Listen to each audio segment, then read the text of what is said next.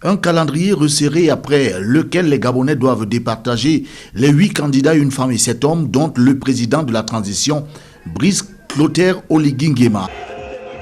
Tant les autres candidats ont eu du mal à exister durant la campagne. Le soleil s'était levé à peine à Libreville et ses environs que de longues files d'attente se formaient déjà devant les centres de vote. Je ne suis plus jamais allé dans un bureau de vote.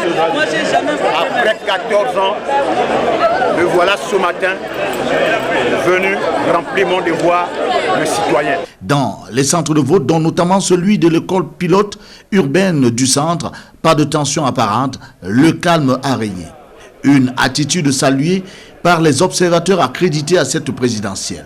Très bonne organisation, à partir déjà de la commission qui était chargée d'organiser les élections. Depuis que nous sommes arrivés et dans tous les bureaux de vote que nous avons sillonnés, il n'y a eu aucun couac. Nous nous sommes rassurés que dans la plupart des bureaux de vote, nous devons connaître le nombre d'inscrits, le nombre de ceux qui ont déjà voté. Et nous essayons également de voir par-ci par-là s'il y a l'encre indélébile, un isoloir comme ce doit se faire, la présence des représentants des différents candidats. Et dans la plupart des cas, tout se passe très bien jusqu'ici.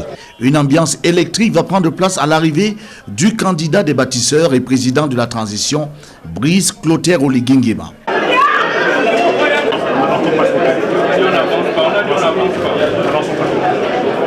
Formalité d'usage, Brice Clotaire Oligui Nguema a voté.